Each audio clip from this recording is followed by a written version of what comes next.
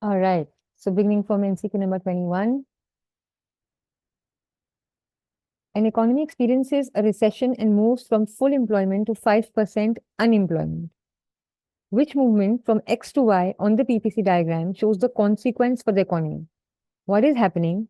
Initially, the economy was at full employment. Then, from a full employment situation, it has moved towards a 5% unemployment. And it was experiencing recession. Now, what is recession?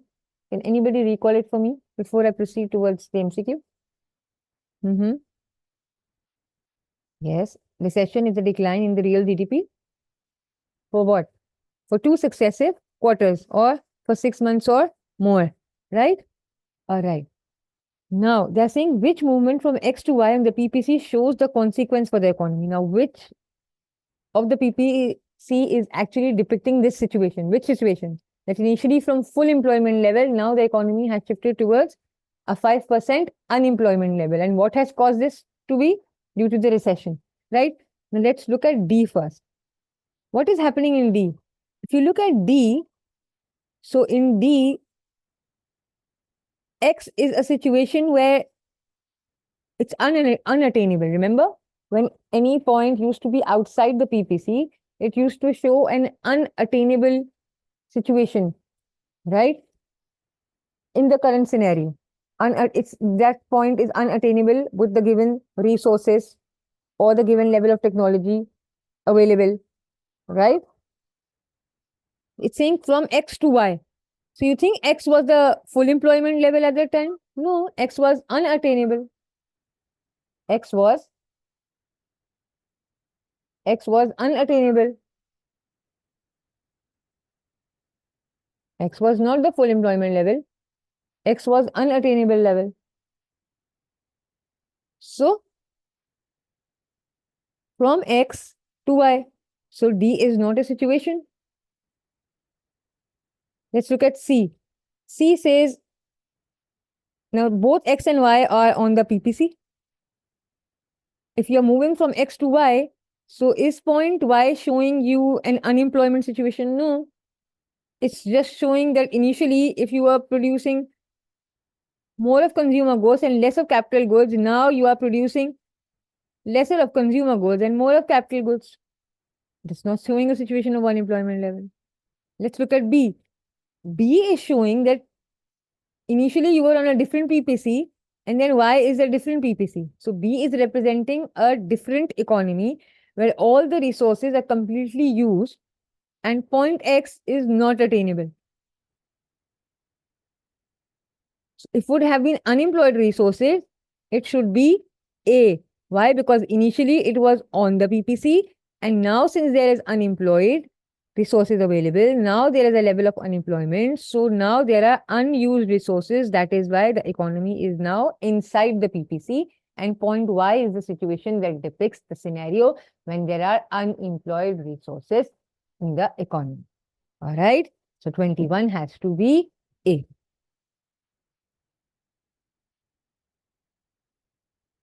All right. Let's look at 22. 22 says the table shows how 3 people, X, Y, and Z, spend their income.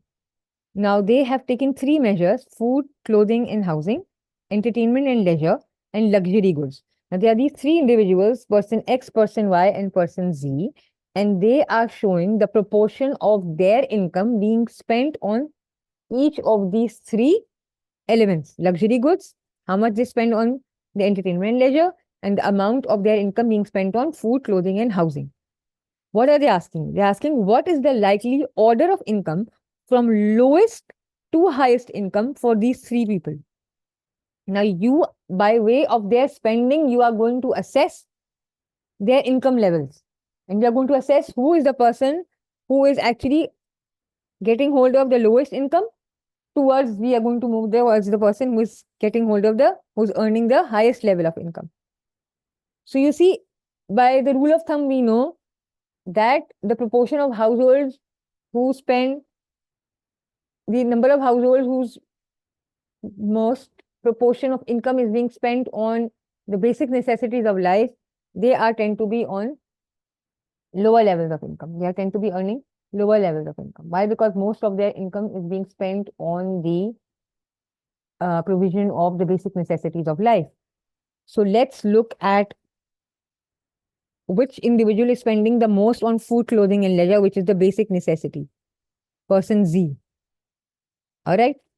Then after person Z, who's the person who's spending the most on food, clothing, and leisure? That's person X. And person Y is spending the least amount on food, clothing, and leisure, which is only 25%. What about luxury goods? Who's spending the most on luxury goods? Person Y is spending the most on luxury goods. And who's spending the least on luxury goods? Person Z is spending the least on luxury goods. Entertainment and leisure, both X and Y are spending the equal proportion, 35%. And person Z is spending the least amount on leisure. So we can say that since person Z is spending the most on the basic necessities of life and the least on luxury goods, it has to be Z. Because why? We have to start from the lowest income. So the lowest person income is Z. So A and B, you can chop it off. Now after Z, who's going to come? X or Y? We know then the person who's spending the most on food, clothing, and housing after Z is X. Why? Because he is spending how much? He's spending 30%. Then it's Y. He's spending 25%. So we can say Z, X, and then Y. Z, X, and then Y. So 22 has to be C. All right. Let's move at 23. 23 says, why would standards of living fall when there is a recession? Now, why would standard of living fall when there is a recession? What is the situation of recession? Recession is a decline in real GDP for 6 months or above. Recession is a decline in real GDP for 6 months or above. So why would standard of living fall when there is a recession? The government would increase taxes to combat the recession. The purchasing power of household would fall. The value of the domestic currency would increase. There would be a rise in the level of immigration. So when there is a recession, if the government is increasing taxes to combat the recession,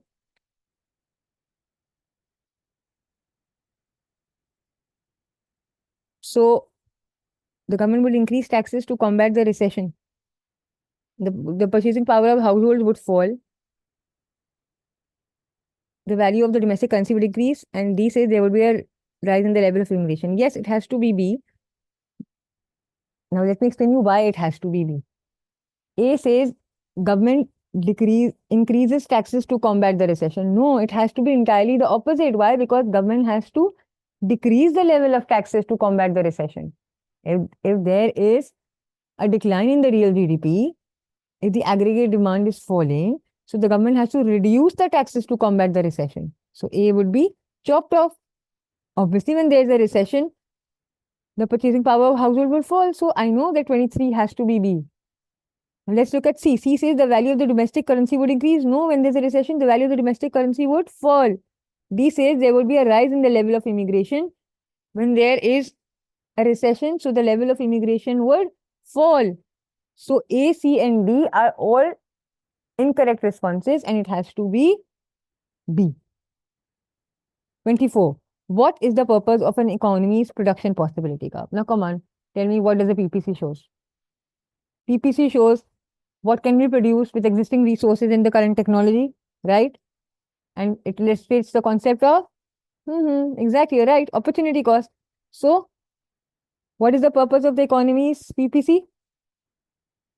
It shows the productive capacity in an economy at a point in time. 24 has to be D. A says it answers the question of what to produce in an economy. No, it does not answer. B says it enables microeconomic decision taking by firm. No. C says it measures the supply of goods and services available in the economy. No. We should know that PPC shows what can be produced with the existing resources and the current technology. So it shows the productive capacity of an economy at a point in time. It shows the maximum amount of goods that can be produced within the given resources. Right? Remember? This is what the PPC was showing, the capital goods.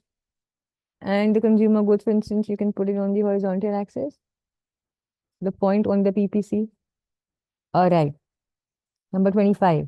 The governments of low-income countries often allow foreign MNCs to mine minerals in their country. This is what exactly countries do. They invite MNCs to extract minerals in their country.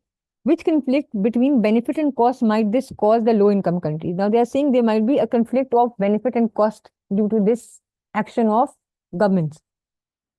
Now, they're saying if there would be an improved balance of trade, so the cost would be training by the MNCs. No, if there's an improvement in the balance of trade, training by the MNCs, there's no conflict in this. And training is being provided, and there's an improved situation of the balance of trade in the country. So there's no conflict in it. Let's look at D. D says more sustainable development and economic growth is being witnessed by the country. No, again, there's no conflict in it. Both are the positives. C says increased profit for MNCs and efficient production. All right, if the MNCs are earning more profit, but then they're also being witnessed efficient level of production. There's efficiency in the economy, high levels of production, more efficient, higher qualities. No, standard of living is improving. B says higher employment level at the cost of a loss of a finite resource. Exactly. Although the employment level in the country is increasing, yet what is happening? Depletion of natural resource. Depletion of natural resource. So there's a conflict between the benefit and the cost. So 25 has to be B. So 25th MCQ, B is the correct answer. Number 26. The table shows some economic indicators. Which increase in the first indicator is most likely to lead to an increase in the second indicator? Now they're saying which indicator, first indicator, is most likely to cause an increase in the second indicator. That means first indicator increase is leading to an increase in the second indicator. All right. Let's look at A. Budget surplus, consumer saving. Now, budget surplus is what? The government, budget surplus is what? Government revenues exceeds government expenditure. So, if there is a government revenue exceeds government expenditure, so consumer would not be saving, consumer would be spending. So this is incorrect. Consumer saving would not rise, consumer saving would fall. Instead, consumer spending would have been increasing. So A is an incorrect response. B says if consumer spending is increasing, unemployment is increasing. No, if consumer spending is increasing, unemployment level would have been falling, employment level would have been increasing. So it's the opposite scenario the second indicator is depicting. So it's an incorrect response. C says if inflation is increasing, there would be a trade surplus. No, if inflation is increasing, there would either be a deficit or the surplus would be falling. So it's a negative situation. It's an incorrect response. So A, B, and C are all eliminated. D says if the productivity level is rising, so the living standard will also be increasing. Exactly, when there's an increase in the productivity level, that is, what was productivity? Output per factor of production in an hour. Output per factor of production in an hour. So if there's an increase in productivity level, the living standards of people would improve. Yes, so for 26, it has to be D. Let's look at 27. What is the definition of foreign exchange rate? Come on, it's an easy 1 marks. Yes, exchange rate can be defined as the price of one currency in terms of another currency or currencies. The price of one currency in terms of another currency or currency. Come on now. The price of one currency in terms of another. 27 has to be C. Still, if you want to look at the responses, the difference between emigration and immigration, no, that's net immigration. The difference between the value of imports and exports, no, that's balance of trade. The price of one currency in terms of another, yes, that's the correct answer. We've identified it. D says the price of one good in terms of another, no, that's talking about one of the functions of money, unit of account. So it cannot be A, it cannot be B, it cannot be D, because they're all referring to different things. They're all different definitions of different things. It has to be C. If you remember the definition too good, still if you want to go and look at the other responses, yes, you must do that. I always advise my students to still go into the responses to ensure that yes, they have marked the correct answer. All right, 28.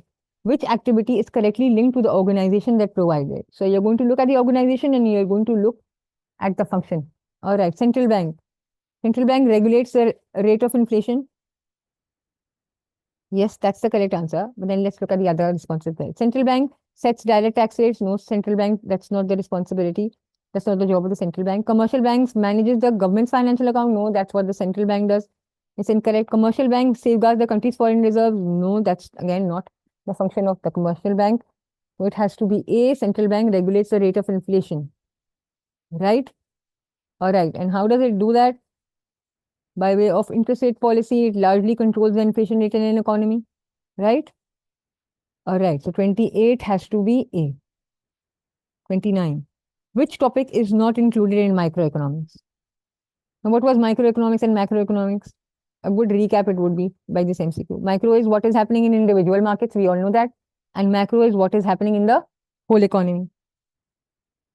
Now, consumer demand, economies of scale, forms of competition, inflation. Now, consumer demand, economies of scale, forms of competition are all issues that fall under microeconomics because they are all talking about what is happening in individual markets. So what is not included in microeconomics, that means we are talking about something which is about macroeconomics, and that is inflation. Why? Because it talks about the entire economy. 29 is D.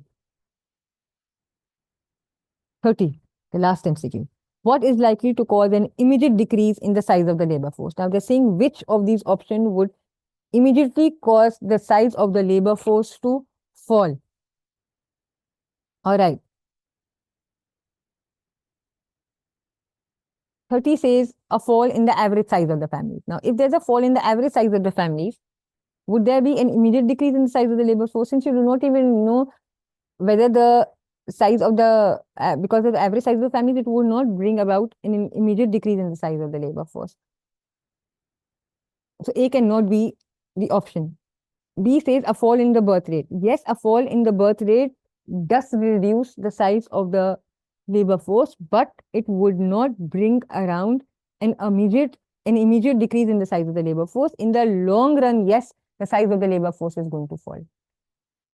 But since they are saying an immediate decrease, so it will not be an immediate decrease.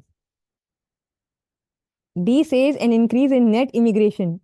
Net immigration means more people are coming to live in the country than people leaving to live elsewhere, right? So if there's an increase in net immigration, so the size of the labor force would have been increasing, not decreasing, but they're saying it should lead to a decrease.